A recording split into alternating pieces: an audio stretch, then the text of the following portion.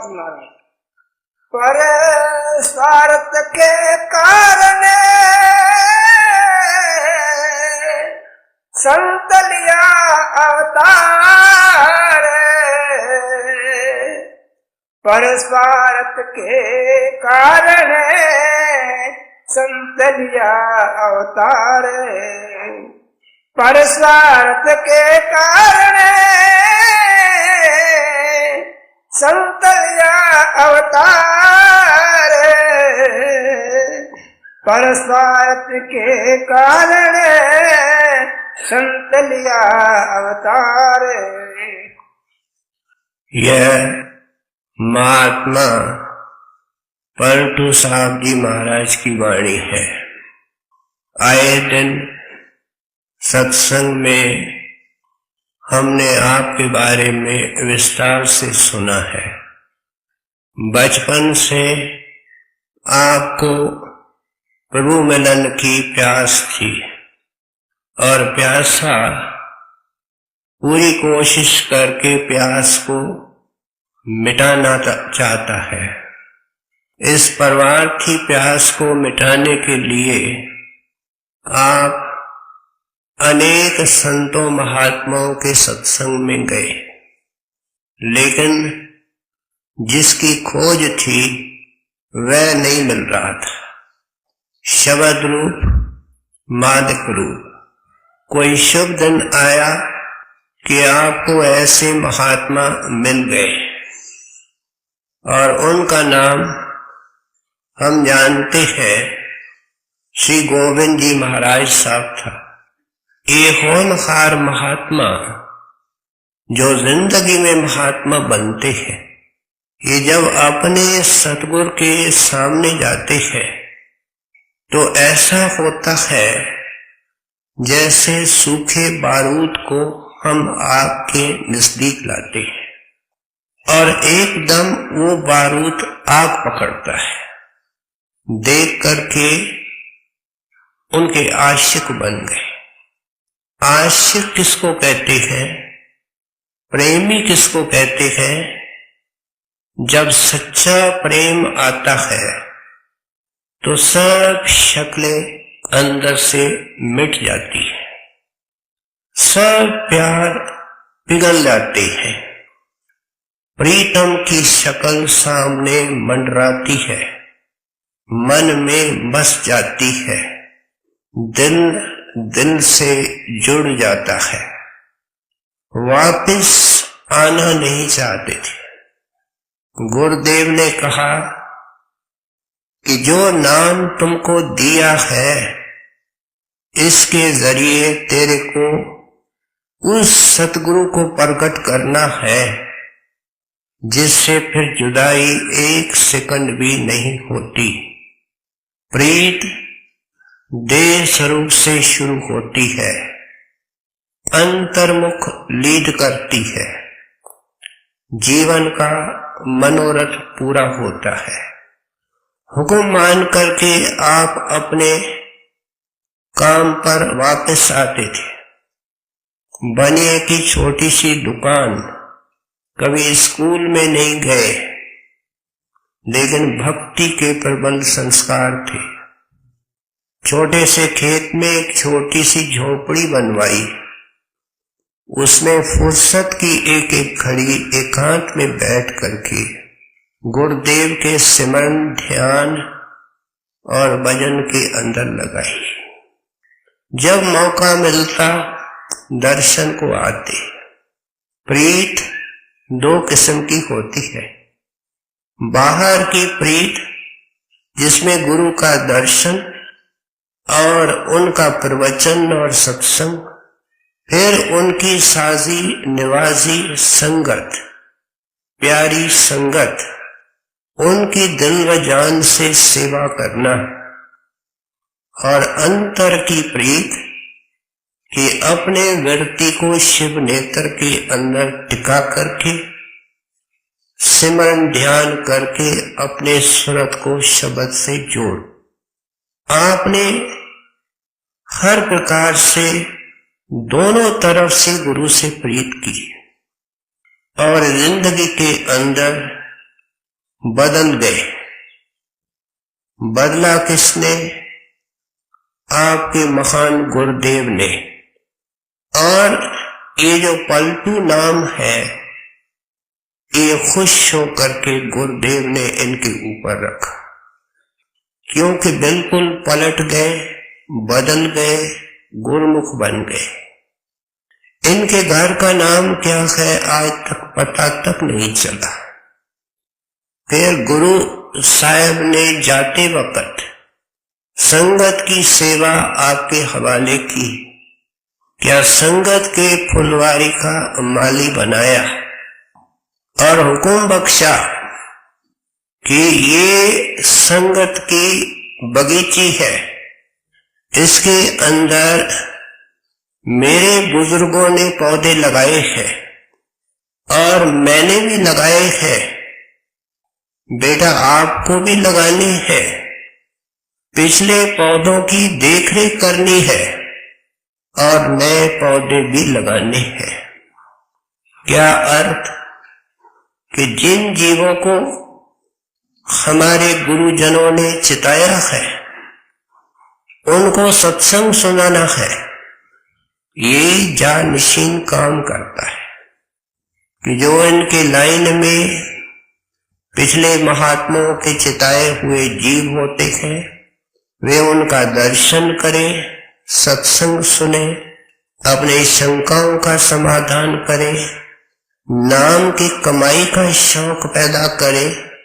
और जब नाम की कमाई करके अंदर जाते हैं, देखते हैं गुरु का रूप एक ही है और वो शब्द और परमेश्वर है।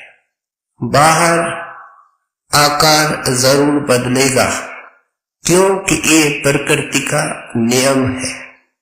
आपने जीवों को चिताया, क्या सत्संग किया, शब्द का भेद दिया और गुरुदेव के हुक्म से हमारे गाइडेंस के लिए वाणी छोड़ के गए हैं। उस आपकी एक कुंडली हम आज सुन रहे हैं। पलटू साहब के कुंडलियों की विशेषता ये है कि आप एक परमार्थी पॉइंट लेते हैं और उसको हर तरीके से, हर पहलू से खोल करके समझाने की कोशिश करती है। आज का आपका विषय है कि संत कौन होते हैं, सच्चे संत। वे कहां से आते हैं, उनका मकसद क्या होता है, उस मकसद को पूरा करने के लिए वो कौन सा साधन अपनाते हैं और इस मिशन ऑफ मर्सी को पूरा करते हुए उनको क्या दिक्कतें दरपेश आती है। फिर ये भी समझाते हैं कि जो दीक्षित आत्माएं हैं, सत्संगी है, उनका फर्ज क्या है। अगर फर्ज निभाएंगे तो उनकी हालत क्या होगी। हमने अभी आपको सुना, पर स्वार्थ के कारण संत लिया अवतार। कहते हैं, ऐ बंदे, ऐ जुगों के मूर्ख बंदे, जब से तू दुनिया में आया, पूरे संत समय समय पर जरूर आए और जो चीज मैं समझाने लगा हूं वो तेरे को समझाई गई, लेकिन तुमने खता खाई और उनको तुमने अपने जैसा इंसान समझा। क्योंकि ऐसे जो पूर्ण संत होते हैं आमतौर पे गृहस्थ में आते हैं, कोई दुकान धंधा काम करते हैं, साधारण लिबास में रहते हैं, जाहिरी तौर पे कोई करामत नहीं दिखाते। इसलिए आम आदमी जब तक उनकी दया न हो उनको परख ही नहीं सकता है।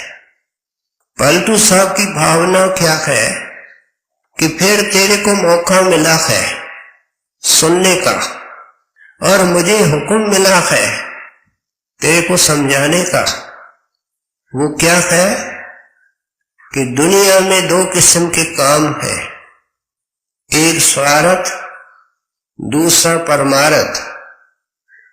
संतों की वाणी कहती है कि ब्रह्म के चोटी तक कर्म है, कर्म के साथ काया है, काया के साथ स्वार्थ है।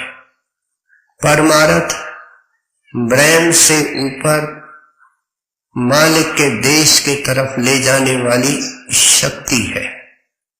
इसलिए कहते हैं कि इसका रूप, इसका संदेश देने वाले ये सच्चे संत होते हैं और यही सच्चे परोपकारी है। क्यों कि कुछ भी नहीं चाहते हैं, केवल हमारा कल्याण, हमारा आत्मिक उत्थान, हमारे बिछड़ी हुई आत्मा को परमात्मा से मिलाना। हमने कोतवाली के अंदर कैदी देखा होगा, अंधेरी कोठरी में बंद होता है, ताला लगा होता है, बाहर संतरी खड़ा होता है। ये संत महात्मा समझाते हैं कि ऐ इंसान, इस एक लाइन में, इस एक मिसाल से तेरी जुगों की जिंदगी बयान की जा सकती है। जब से आत्मा परमात्मा से अलग हुई, मन के अधीन कर्म करती आई, कर्मों के कारण काया मिलती रही। काया रूपी कोठड़ी मानो इंसान की हो, अगर भक्ति नहीं करता है तो नीचे गिरता है, और मन इसके ऊपर संतरी है, हमारे ऊपर रहमत हो चुकी है, तो भी हम जानते हैं कि ये संतरी कितना जबरदस्त है, हमको नेकी के तरफ, हमको भक्ति के तरफ चलने नहीं देता है। इसलिए कहते हैं उस कोठरी के अंदर बैठा हुआ कैदी, ऐ इंसान, तुम क्या जानो कि आकाश के अंदर उड़ने वाले पंछियों के क्या अधिकार होते हैं, उनकी क्या गति होती है। कबीर साहब ने इस शिक्षा को बड़े सुंदर ढंग से समझाया। आपने फरमाया, शब्द बेहंगम चाल खमारी। बेहंगम पंछी को कहते हैं हमारी चाल आकाशों को उड़ने वाली, लेकिन पंछी को पंख होते हैं। कबीर साहब कहते हैं कि मेरे पंख शब्द के हैं, प्रेम के हैं, भक्ति के हैं। शब्द बेहंगम चाल हमारी, कह कबीर सतगुर दई ताड़ी। ये पंख टूटे हुए थे, शिथिल थे। हमारे दीनदयाल सतगुर ने लगाए है, लेकिन तेरे को ये शिक्षा कब समझ में आएगी? खुले कपाट, शब्द जनकारी, जब तू इस देह की कब्र से निकलेगा, आंखों से ऊपर आएगा, फिर तेरे को क्या पता चलेगा? पिंड अंड से पार, ब्रह्म पार ब्रह्म से परे, सो देश हमारा है। हम वहां के पंछी हैं, वहां से उड़कर के मातलोक में आए हैं।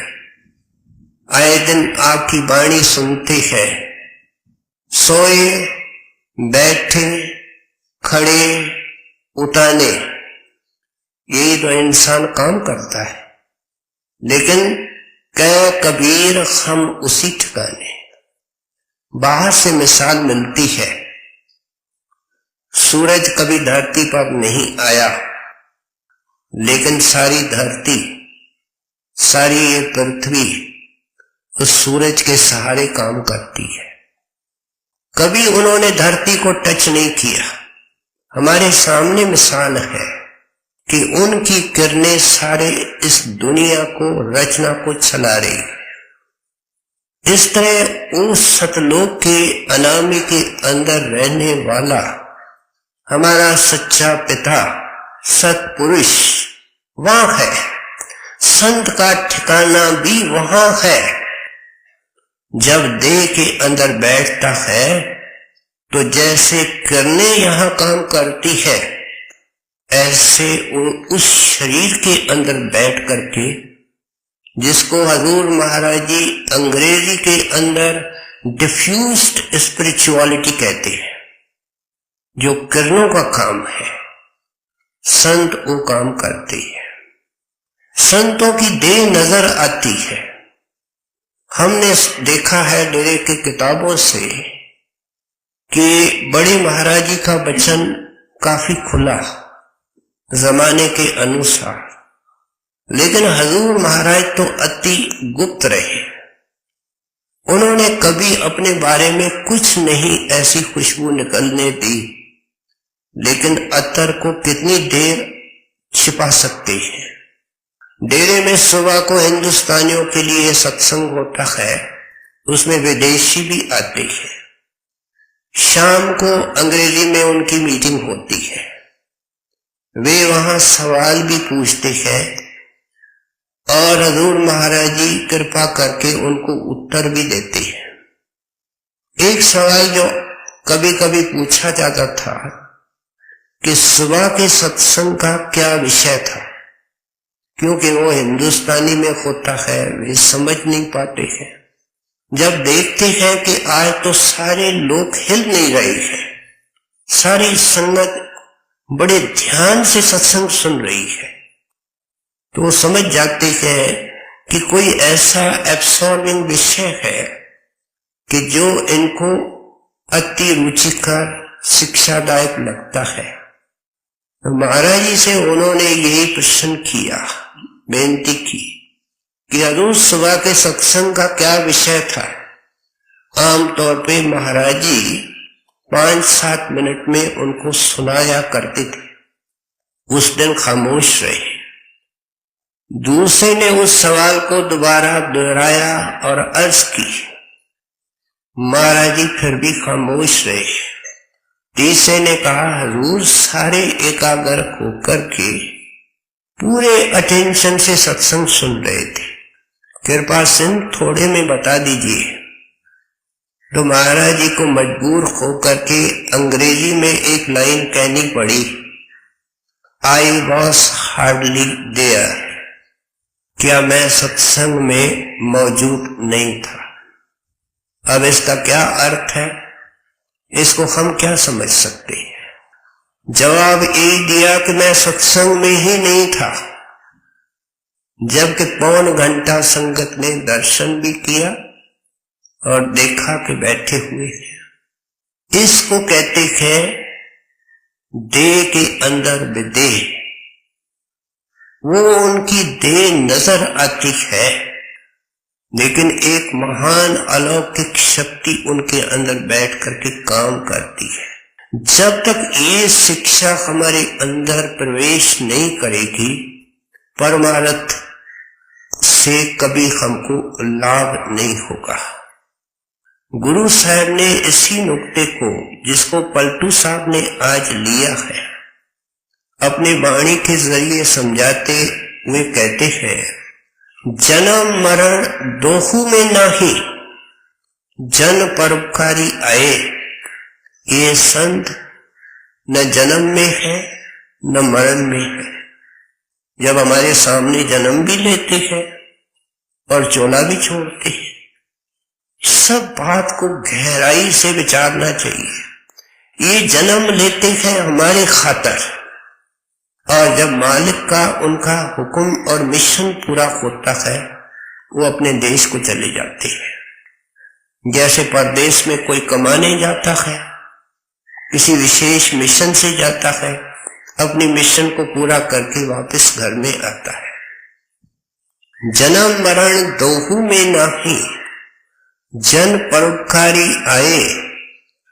क्यों आए? जिया दान दे भक्ति लायन। वो जिस तरह खुद अमर है, वो अमर जीवन का दान देने के लिए आते हैं, जिसको हम नाम दान कहते हैं। कभी हम मूर्ख सत्संगी कहते हैं हमने नाम लिया है। होना क्या चाहिए? नाम मिला है, क्योंकि दान उसकी तरफ से है। अगर कोई दुनिया का अरबपति संतों के पास आवे और कितना भी पैसा देवे, हीरे मोती देवे, संत नाम न दे, तो कौन उनको मजबूर कर सकता है? ये एक अलौकिक दान है और इसकी कीमत और कदर अंदर जाने से आती है।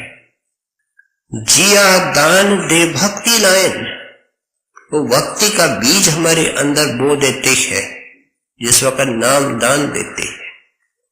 और हर्ष्यों देत मिलाए, क्यों कि भक्ति बीज बिन से नहीं, आए पड़े जो झोल, जिसके झोली में ये नाम दान पड़ गया, जैसे भिखारी के झोली में दान पड़ता है तो वो शक्ति उसके अंदर बैठ जाती है।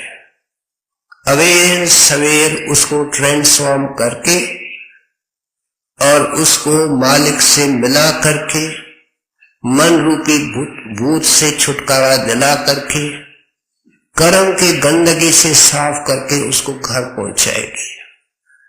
स्वामी जी महाराज ने अपने वाणी के अंदर एक लाइन लिखी, धरी दे मानस की गुरु ने।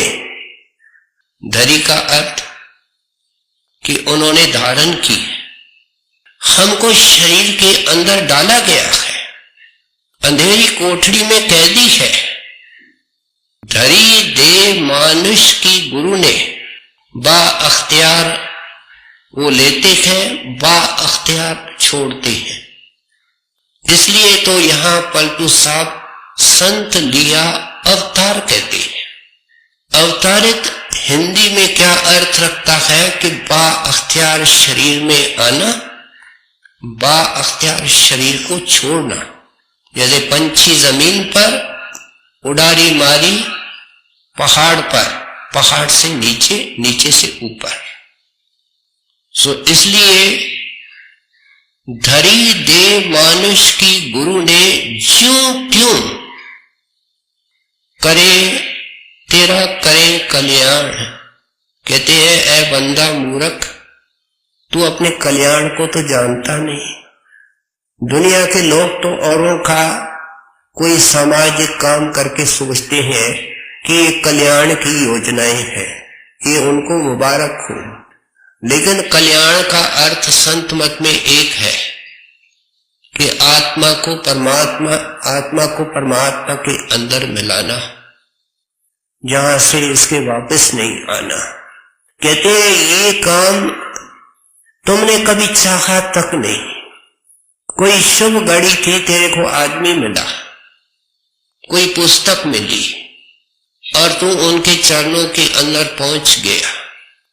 उन्होंने अपनी दया दृष्टि से तेरे को पहले प्रतीक का दान दिया कि ये सही जगह है, मेरा काम यहां से हो जाएगा। ये भी वो दान देते हैं।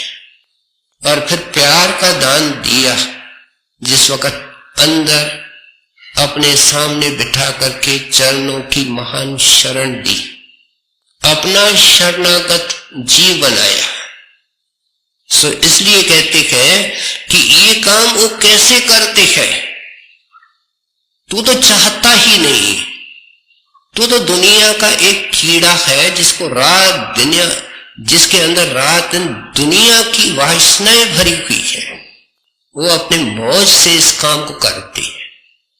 एक डेरे की किताबों के अंदर वार्ता लिखी हुई है कि स्वामी जी महाराज, जो राधा स्वामी मत के संस्थापक माने जाते हैं, उसके जमाने में बाप और बेटा दोनों उनके दीक्षित सत्संगी थे।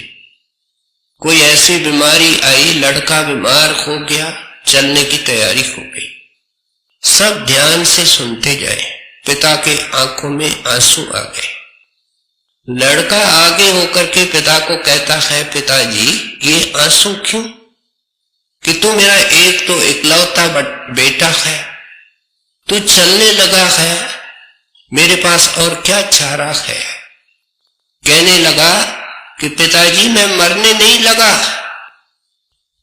मेरी तो तरक्की हो रही है, मेरे अंदर इस वक्त प्रकाश है। और स्वामी जी महाराज खड़े हैं, वे मुझे सारा इतिहास बता रहे हैं कि तेरा पिछला चोला बबूल के पेड़ का था, एक सेवादार ने उस पेड़ की टहनी तोड़ी, वो दांतन स्वामी जी महाराज के पवित्र रसना पर चढ़ा, जिसके प्रताप से तेरे को मनुष्य चोला मिला, तेरे को संतों की संगत मिली। लेकिन क्योंकि निचली स्थावर खान से तू आया था, इसलिए नाम की कमाई पूरी तरीके से नहीं हुई। हमको जवाब मिल रहा है जब हमारा ऐतराज मन करता है कि नाम की कमाई क्यों नहीं हो रही है, हम कहां से आए हैं, कैसे इस जगह इस मार्ग में आए हैं, ये उनको पता है। अब आगे चल करके मेरे को पूरे सत्संगी का चोला मिलेगा, नाम की कमाई करके मैं घर जाऊंगा। ये है अर्थ स्वामी जी महाराज का, जब वे कहते हैं ज्यों त्यों तेरा करे कल्याण। कल्याण की शुरुआत वो करते हैं, उस कल्याण को संपन्न वे करते हैं जब आत्मा को परमात्मा के अंदर लीन करते हैं। फिर कबीर साहब ने इसी नुक्ते और शिक्षा को समझाया, तरवर सरवर संत जन चौथा बरसे में।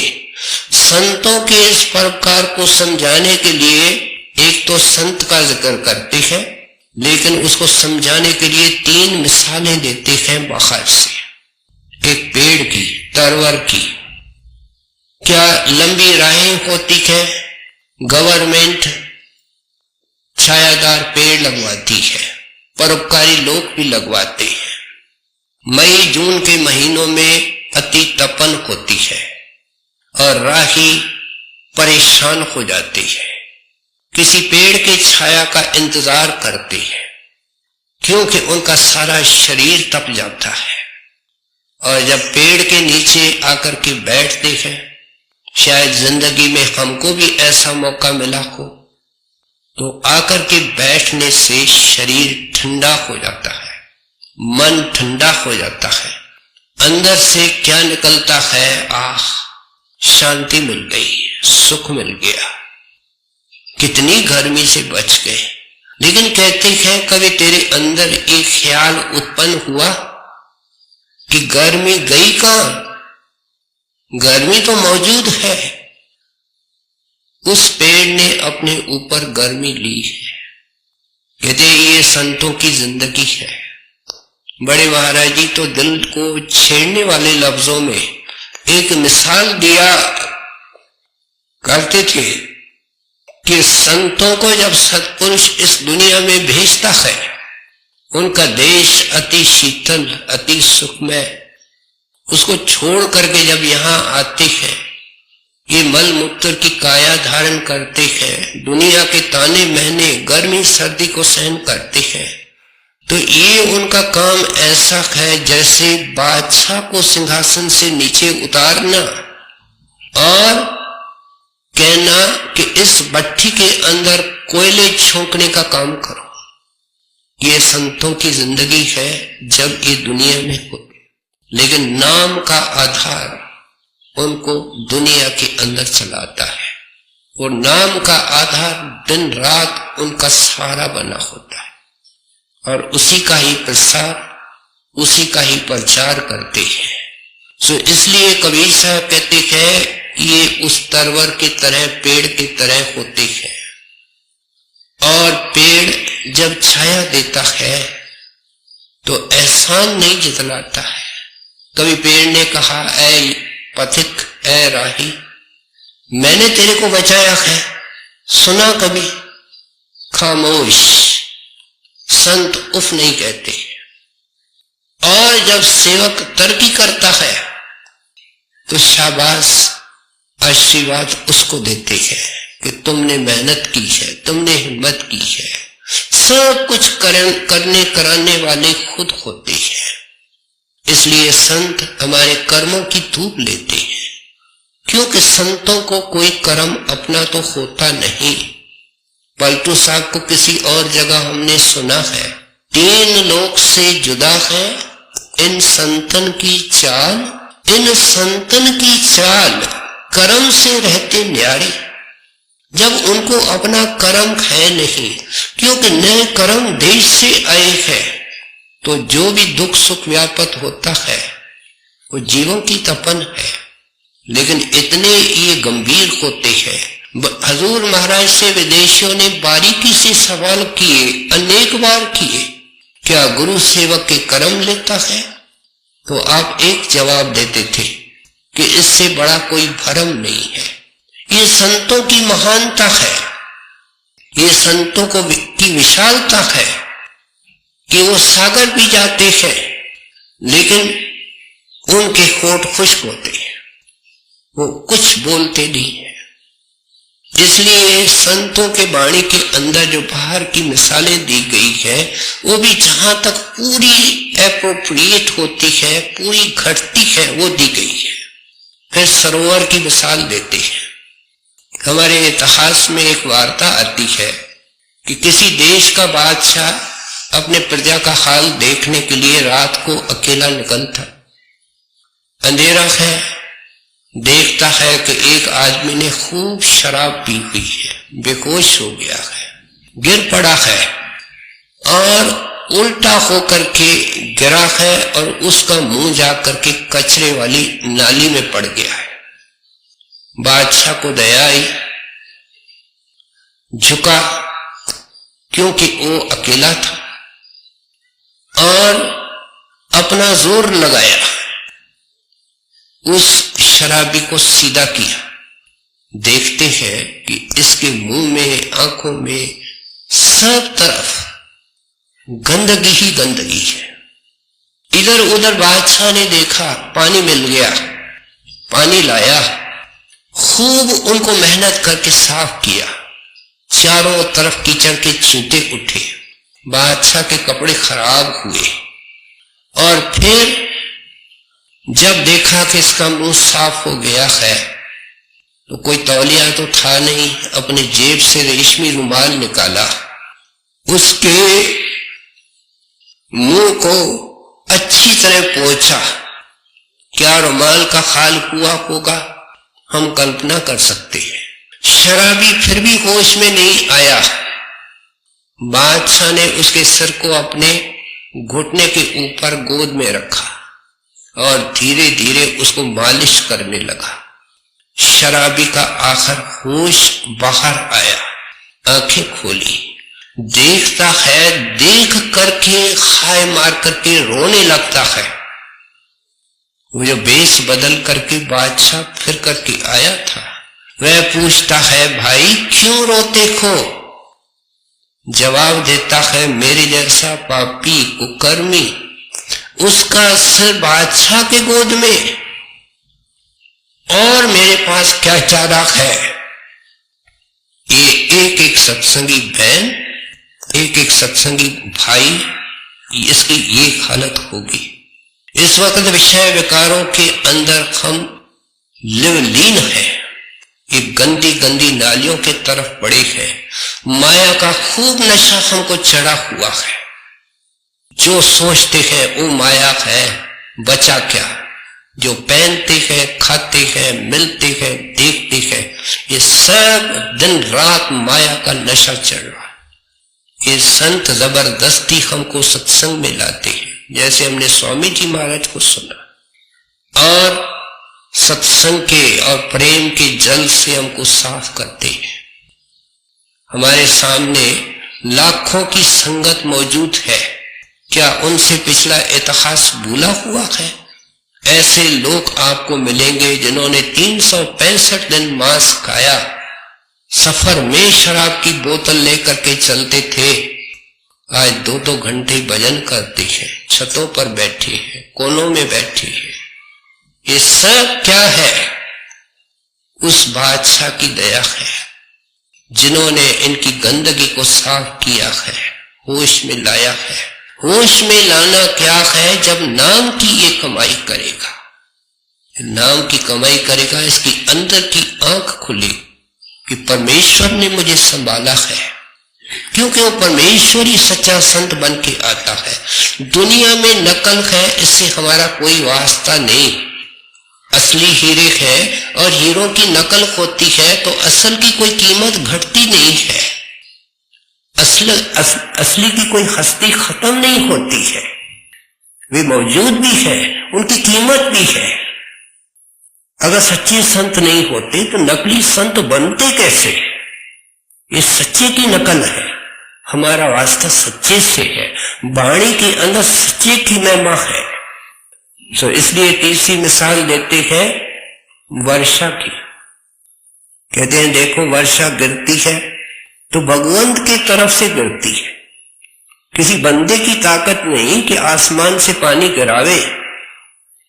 अरदास करना बंदे के हाथ में आता है, किसान के हाथ में, लेकिन वर्षा करना उस भगवंत के हाथ में है।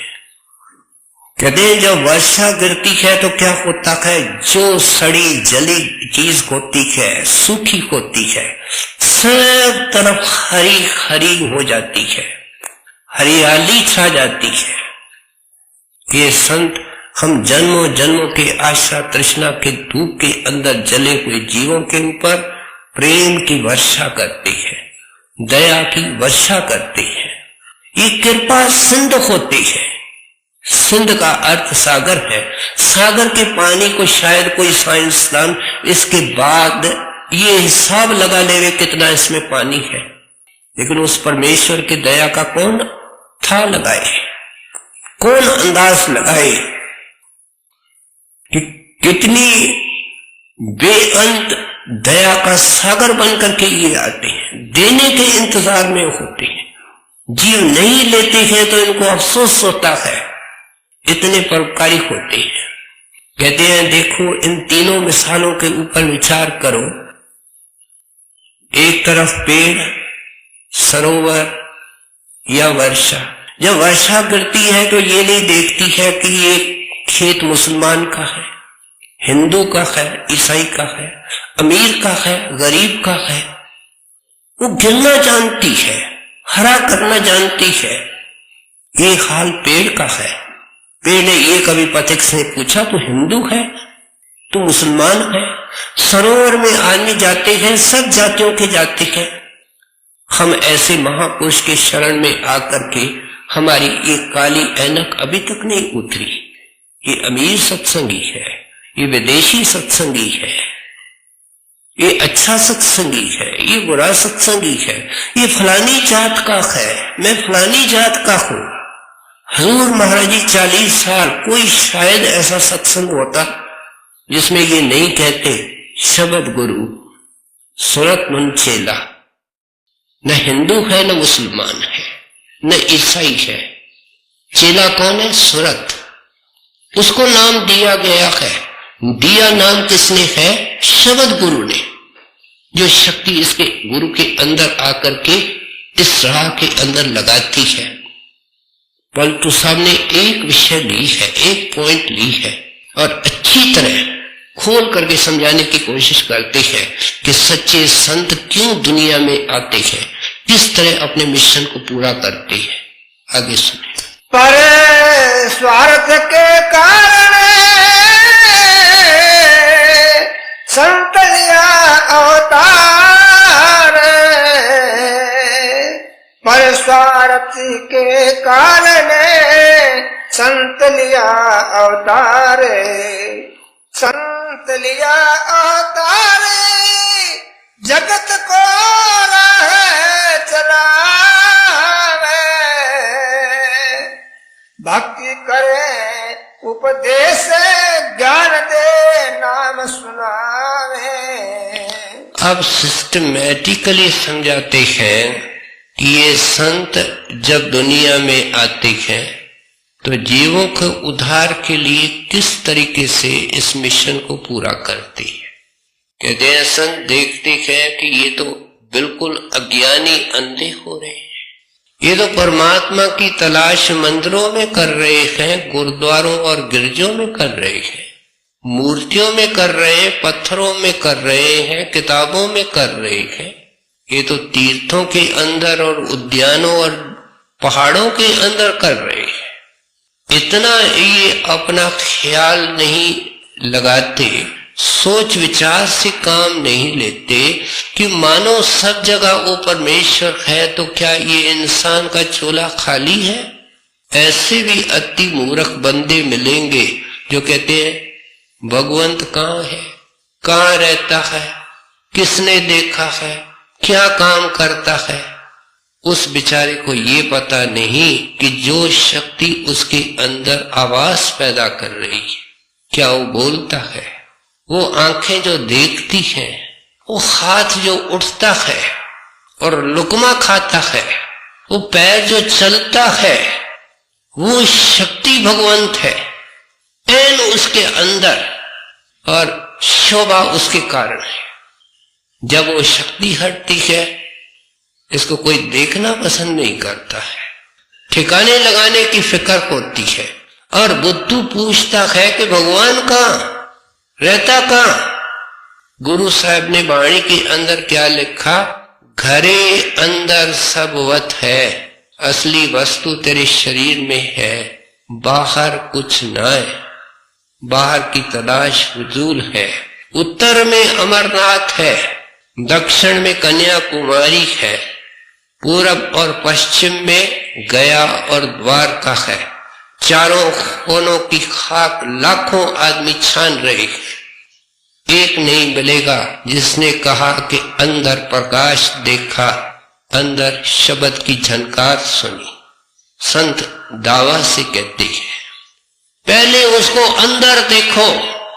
जब एक बार अंदर में दर्शन किया, जरड़े जरड़े के अंदर, पत्ते पत्ते के अंदर नजर आएगा। ये प्रभु का बनाया हुआ विधान है। क्यों? कि फिर अंदर वाली आंख खुल जाती है, जो बाहर गुप्त है उसको वो देख सकती है, क्योंकि अंदर देखती है। सो इसलिए कहते हैं, देखते हैं ये उल्टी राहों के ऊपर पड़े हैं, ये आकर के भक्ति की राह शुरू करते हैं, शब्द मार्ग का प्रचार करते हैं, हमको अंतर्मुख करते हैं, पहले हमारी सफाई का काम हमको बताते हैं। हजूर फरमाया करते थे गंदी जगह पर तो कुत्ता भी नहीं बैठता है।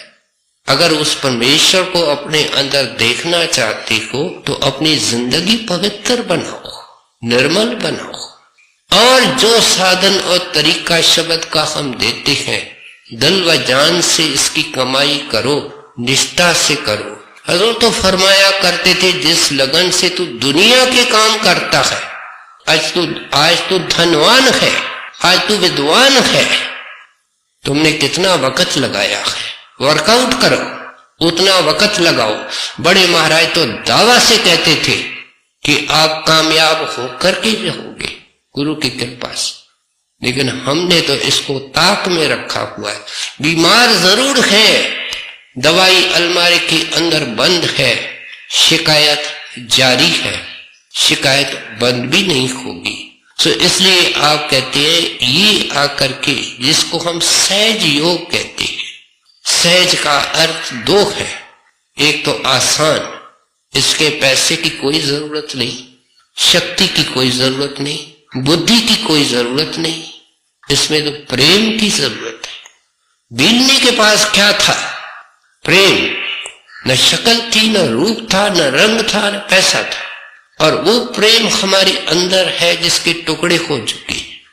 सिमरन ध्यान का तरीका देते हैं कि वो सारा प्यार इकट्ठा हो जाए, जिसको बाइबल होल कहता है कि जब तू होल होगा, क्या वो सारे टुकड़े जुड़ जाएंगे, सारे रास्ते की रुकावटें हट जाएंगी, रास्ते खुल जाएंगे, तू अंदर चला जाएगा। कहते हैं इस नफरत की खाई को भरने के लिए भक्ति का उपदेश करते हैं, और ज्ञान दे नाम सुनावे।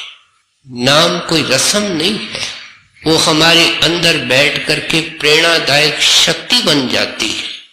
जब हम गलत काम करते हैं, अंदर से आवाज आती है, तुम सत्संग में जाते हो, तुमको तो नाम मिला हुआ है, भाई क्या करने लगे हो, प्यारे क्या सोचने लगे हो। कौन बोलता है? जिसने सामने बिठाया था, दीक्षा दी थी, वो शक्ति है। कहते हैं इस तरीके से धीरे धीरे निर्मल करके नाम का भेद दे करके प्रेरणादायक शक्ति बन करके उनको नेकियों के राह पर चलाते हैं, मालिक की भक्ति में लगाते हैं। संत लिया अवतार जगत को राह चलावे, भक्ति करे उपदेश ज्ञान दे नाम सुनावे, प्रीत बढ़ावे जगत में धरनी पर डोले, कितना कहे कठोर वचन वे अमृत बोले। कहते हैं वो आते हैं, कहते हैं स्वार्थ के साथ क्या है, मोह भी है और नफरत भी है, प्यार भी है, धिक्कार भी है। कहते हैं देखते हैं कौम कौम की दुश्मन है, मजहब मजहब का दुश्मन है, यहाँ तक कि एक घर के अंदर 4 लोग रहते हैं, 6 लोग रहते हैं, एक दूसरे से बात नहीं करते हैं। क्या अफसोस से नहीं कहा जाए कि आपको संगत के अंदर आदमी मिलेंगे जो एक दूसरे से बात नहीं करते। आज इस सत्संग से ये बात लेके जाए पलटू साहब की कि जब तक हमारे अंदर ये द्वैत है, धिक्कार है, तो हमारे को अंदर जाने की इजाजत जिंदगी में नहीं मिलेगी। ये वाणी सिखाती है कि हाथ जोड़ो, ये वाणी सिखाती है कि प्यार करो, और करो तो आज से करो, अब से करो। जिसे नहीं बोलते हो उसे बोलना शुरू करो। भाई भाई से नहीं बोलता है, बहन बहन से नहीं बोलती है। कहते हैं फिर ख्याल क्या है कि गुरु के पास जाएंगे, ख्याल क्या है कि परमेश्वर के पास जाएंगे। कहते हैं इससे बड़ा कोई धोखा नहीं हो सकता। ये चीज आके समझाते हैं, और जब ये निर्मल परमार्थ को खोल करके समझाते हैं, सब चीज का खंडन करते हैं, और क्या कुछ नहीं आता है। कितने पंडित हैं, कितने मुल्ला हैं, कितने काजी हैं, और कितने प्रीस्ट हैं जो अपने आप को धर्म के ठेकेदार कहलाते हैं, धर्म के चौकीदार कहलाते हैं। अब वो भगवंत के देश में तो गए नहीं, उनका तो दर्शन किया नहीं, और भगवंत के दरवाजे के चौकीदार बन गए। जब कोई महात्मा कहता है कि हम अंदर जाते हैं, अंदर जाने का रास्ता देते हैं, तो वो उनके जान के दुश्मन हो जाते हैं। कहते हमने तो तुमको जाते देखा नहीं। कौन बोलता है? जो चौकीदार बाहर खड़ा है, जिसने दरबार देखी नहीं। हर एक संत महात्मा की हिस्ट्री कहती है कि ये इनके जान के दुश्मन हो जाते हैं, नाना प्रकार के कष्ट देते हैं। बाइबल में एक वचन क्राइस्ट लिख के गए हैं कि अगर एक गाल पर तेरे को कोई चांटा मारे, थप्पड़ मारे, तो तू आगे होकर के दूसरा गाल उसके तरफ कर कि इसके ऊपर भी चांटा मारो। ये अंग्रेज लोग शाम के मीटिंग में महाराज जी से ये सवाल पूछने लगे, महाराज जी ये कभी हो भी सकता है? तो हजूर महाराज ने उत्तर दिया, जब हो सकता है तब तो इतना बड़ा महात्मा बाइबल के अंदर लिख के गया है। संतों ने कोई ऐसी बात नहीं लिखी है जो नहीं हो सकती है, और संतों के जीवन में ऐसी बातें मिलती है। जब दादू दयाल साहब ने सांबर के अंदर प्रचार शुरू किया तो काजियों मुल्लाओं के घर में तो आग लग गई।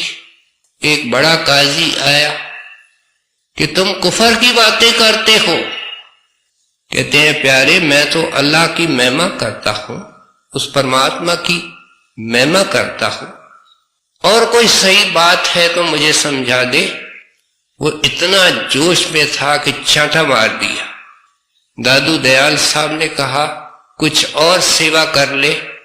दूसरा मारा, तीसरा मारा। कहते हैं इससे क्या बना, कुछ और सेवा कर दे। 10-20 मारे होंगे, लेकिन हर एक के अंदर, इंसान के अंदर परमेश्वर है। कोई पत्थर दिल नहीं हो सकता इतना। जब देखा कि एक व्यवहार बर्दाश्त करते हुए वो मुस्कुरा रहे हैं, तो काजी मजबूर होकर के उनके चरणों में गिर पड़ा और उनका सेवक बन गया। कहते हैं ये इनका तरीका है, गंदी चीज को साफ शुद्ध पानी से धोते। उनके पास प्रेम का पानी है, क्षमा का पानी है, दयावान है, क्षमावान है। हजूर महाराज जी से जब पूछा गया, कहते हैं देखो तुम्हारे कितने गुनाहों को सतगुरु और मालिक माफ करता है, तुम अपने नौकर के, नौकरानी के, मातहत के, भाई के, बहन को छोटी गलती को नजरअंदाज नहीं कर सकता। अगर तेरे गुनाहों को लेकर के परमेश्वर बैठ जावे, तेरे को रात को रोटी नहीं मिलेगी। क्या हम इसके लायक हैं? पहले इस पंडाल के अंदर बैठने के लायक हैं? इसलिए कहते हैं तुम कौन सी लायकी देख रहे हो। ये सारी चीजें वो अपने जीवन में उतार करके अपने व्यवहार के जरिए हमको समझाते हैं। कहते हैं कितना कोई कहे कठोर, वे मधुर मुख भजन बोले। उनके अंदर होती ही मिश्री है, वो नाम की मिश्री है, नाम का अमृत है। वो उनके रसना पर आता है, उनके व्यवहार में आता है। क्या वो जीवों के अंदर जो नफरत की खाई है, दुयत की खाई है, मतभेदों की खाई है, उसको अपने प्यार से और दया से पलटू साहब कहते हैं भरते हैं। आज एक सत्संगी दूसरे देश के सत्संगी को मिलता है, कोई वाकफियत नहीं है, कोई जानकारी नहीं है, 10 मिनट में क्यों दोस्त हो जाते हैं। ये संतों की कृपा है कि उन्होंने दुयत को मिटाया है, प्रेम के पानी से, क्षमा के पानी से हमको धोया है, समझाया है। ये सब हम क्या सुन रहे हैं? पलटू साहब की शिक्षा के संत कौन होते हैं? संत दुनिया में आकर के इस नाम और शब्द का प्रचार करते हैं। उनको कितनी दिक्कतें आती हैं, किस तरीके से उन दिक्कतों को वो पेश आते हैं, दूर करने की कोशिश करते हैं। उनके पास हथियार एक होता है, वो प्रभु का प्यार है, जिससे कि सब रुकावटों को हटाते हुए जीवों को नाम की तरफ लगाते हैं। प्रीत बढ़ावे जात में धरनी पर डोले, कितना कहे कठोर बचन वे अमृत बोले। उनको क्या है चाहे सहत है दुख घनेरा, जीव तारन के हेतु मुलक फिरते बहुतेरा। कहते हैं वो तो चाह अचाह से ऊपर है। हजूर महाराज के मुखारबिंद से हम अनेक बार कबीर साहब की वाणी सुनते थे, जिसको कछु न चाहिए, जिसको कछु न चाहिए सोई शहंशाह। जिनका परमेश्वर अपना है, जो परमेश्वर के अंदर अभेद है, समाये हुए हैं, उनको क्या चाहिए? कोई कह सकता है कि परमेश्वर को भी कुछ चाहिए? वो तो देना जानता है, वो दाता है, वो समर्थ है। सो इसके कहते हैं उनको तो कोई चाह नहीं होती, एक चाह होती है कि ये सोए हुए जीव जागे, ये गंदे हुए जीव निर्मल हो जाए, अपने अधिकारों को समझे, मनुष्य चोरे की कदर करें, नाम की कमाई करें, भक्ति करें, निर्मल हो जाए, मैं इनको मालिक के साथ मिल जाऊं। एक चाह है जो उनको लेकर के ऊपर से नीचे आती है। सो इसलिए कहते हैं हर एक महात्मा का डेरा होता है। ये महात्मा अजगरी महात्मा कहलाते हैं। क्या अपने दया दृष्टि से जो उनके अंकुरी जीव होते हैं, किसी बहाने डेरे में बुला लेते हैं, और फिर ये महात्माओं का इतिहास बताता है कि वो दौरे भी करते हैं। इनके दौरों के पीछे अनेक राज होते हैं। कुछ आत्माओं को रिक्लेम करने जाते हैं, अनेक लोग दर्शन करने आते हैं, कुछ नाम लेने जाते हैं। हजूर महाराज फरमाया करते थे कि जिन्होंने बड़े महाराज जी का इत्तेफाक से भी दर्शन किया है, प्यार से दर्शन किया है, वो आज नाम लेने के लिए आ रहे हैं। क्या एक संत नाम का अधिकारी बनाता है? रतन सागर के अंदर तो हमने ये वचन सुना है कि जिस पेड़ का फल खा लेते हैं, जिस जानवर पर सवारी कर लेते हैं, जो भी उनसे बात प्रेम से करता है, उनको कुछ न कुछ मिलता ही है, आगे के लिए अधिकारी बनते हैं। इन संतों के राज संत जाने, लेकिन कहते हैं ये आराम जानते नहीं। संत कितना अपने आप को कष्ट देते हैं, किस तरीके से जीवों का भला करते हैं, डेरे की किताबों में अनेक बातें लिखी हुई हैं। एक बार बड़े महाराज जी सुबह को डेरे से निकले, कार के जरिए अमृतसर में संगत को दर्शन दिया, वहां से चल करके फिर लाहौर आए, लाहौर में संगत को दर्शन दिया, कार आगे चली रावलपिंडी पहुंचे, वहां के संगत के आग्रह पर वहां सत्संग दिया और वहां से फिर गाड़ी को लेकर के लैलपुर आए। शाम को 6 बज गए, सुबह को 5 बजे निकले हुए। वहां खूब सत्संग की रौनक हुई। महाराज जी बड़े तो 1.5 घंटे 2 घंटे से सत्संग कम करते ही नहीं थे, और सत्संग खुशियां बख्श करके अनेक लोगों को निहाल करके रातों रात निकले। कपूरथला आकर के सुबह को प्रातःकाल को पहुंचे। वहां किसी प्रेमी की लड़की की शादी थी, जैसे पंजाबियों के अंदर होता है, सुबह को प्रातःकाल को आनंद कारज होता है, उसमें शामिल हुए और फिर गाड़ी लेकर के जालंधर सरदार भगत सिंह के कोठी पर पहुंचे। खुद तो महाराज जी अंदर चले गए और भगत सिंह जी बाहर आए, ड्राइवर को कुछ इनाम दिया। वह ड्राइवर सरदार भगत सिंह को क्या कहता है, इसको हम ध्यान से सुने। वो बेसत्संगी था और ये वो जमाना था जब पाकिस्तान नहीं बना था, हिंदू मुसलमान का इतना भेदभाव नहीं था। वो ड्राइवर 22 साल का जवान एक मुसलमान पठान था जो महाराज की गाड़ी को चला रहा था। वो सरदार भगत सिंह को बोलता है, उस वक्त महाराज जी की उम्र 70 साल से ऊपर थी। वह जवान पठान कहता है, भाई ये इंसान नहीं, इतना सफर किया है, लगातार किया है, कोई थकान की रेखा इनके चेहरे पर नहीं है। मैं 22 साल का जवान हूं, मेरी रोम रोम टूट रही है, मैं परेशान हो रहा हूं, लेकिन इनके चेहरे पे कोई थकान का निशान तक नहीं है। भाई ये इंसान नहीं, इनके अंदर कोई इलाही शक्ति काम कर रही है। गुरु नानक को क्या पड़ी थी कि जिस वक्त कोई हवाई जहाज नहीं था, कोई मोटर के साधन नहीं थे, यातायात के ढंग के साधन नहीं थे, सारे हिंदुस्तान के कोने कोने की यात्राएं तो की, लेकिन मक्के भी गए, मदीने भी गए, क्योंकि उनकी आत्माएं वहां थी। उनको रिक्लेम करने के लिए गए, उनको आगे के लिए संतों के भर्ती के लायक करने के लिए गए।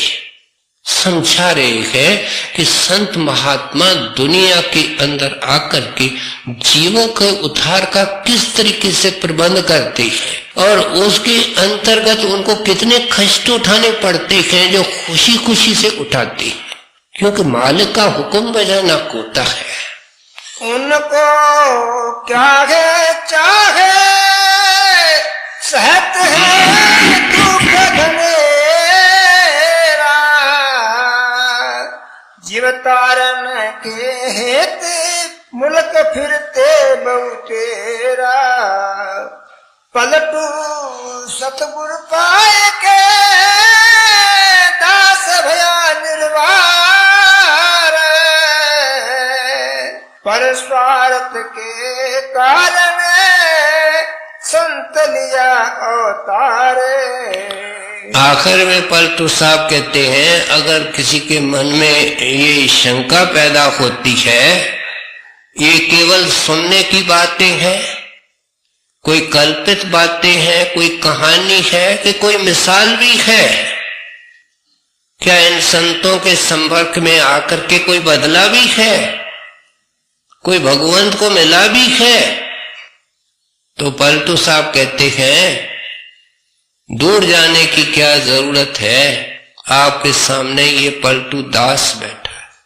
मैं एक गरीब बनिया, किसी स्कूल में नहीं गया, मैं निकलता गली का कोई आदमी मेरे तरफ देखता नहीं, और मैं जब इतने महान संत के चरणों में आया तो ये उनकी महानता है कि मुझे कुछ से कुछ कर दिया। हमने सुना आपका नाम पलटू रखा, जब उनको अंदर से पलट दिया। एक और कुंडली के अंदर लिखते हैं कि सत्संग के अंदर बड़े बड़े विद्वान आते हैं, पंडित आते हैं, कभी कभी राजा महाराजा अगर कोई किसी को माथा टेकने वाले हैं, किसी दरबार में राजे महाराजे माथा टेक चुके हैं, इतिहास बोलता है वो संतों की दरबार है, संतों का सत्संग है। आप लिखते हैं जब ये लोग आते हैं मेरा सिर झुक जाता है। अनपढ़ बनिया उसके सत्संग में, ये मेरे गुरुदेव की महानता है जिन्होंने मुझे बदला है। क्यों कहते हैं कि आप भी बदल सकते हो? अगर ऐसा संत मिले और ऐसी जीवन निकालो, उनके शिक्षा दीक्षा के ऊपर निष्ठा से चलो, आप भी बदल सकते हो, क्योंकि बदलने के लिए आते हैं। उनकी मिशन ही ये है, मकसद ही है। नाम कोई कान की फूंक नहीं है, नाम तो आत्मा को मन और तन से अलग करके परमात्मा के मिलने का एक एक्टिव साधन है, साधना है। सो आपने अपने विषय को हर तरीके से, हर पहलू से अच्छी तरह खोल करके समझा दिया कि सच्चे संत की निशानियां क्या होती है। कभी श्राप नहीं देते हैं, कभी जोश में नहीं आते हैं। श्राप कब देता है ऋषि मुनि? जब उसके अहंकार को ठेस लगती है। ये तो क्षमावान होते हैं। हमने अभी सुना दादू दयाल साहब ने इतने चांटे खा लिए, इतने समर्थ होते हुए क्राइस्ट को सूली पर चलाया, लेकिन अरदास करता है कि ऐ खुदा, ऐ परमेश्वर, इनको बख्श दो, इनको माफ कर दो। क्षमा के अवतार होते हैं, दीनता के अवतार होते हैं, प्रेम के अवतार होते हैं, दया के सागर होते हैं। और जो भी सच्चे दिल से इनके पास जाता है उनको जरूर कुछ देते हैं। जितनी वो कोशिश करेगा, जितने जब उसके लायक बन जाएगा, धीरे धीरे निर्मल करके उसको मालिक से मिला देते हैं।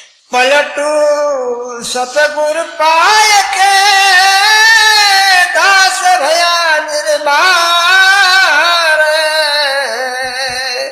पर स्वार्थ के कारण संत लिया अवतार।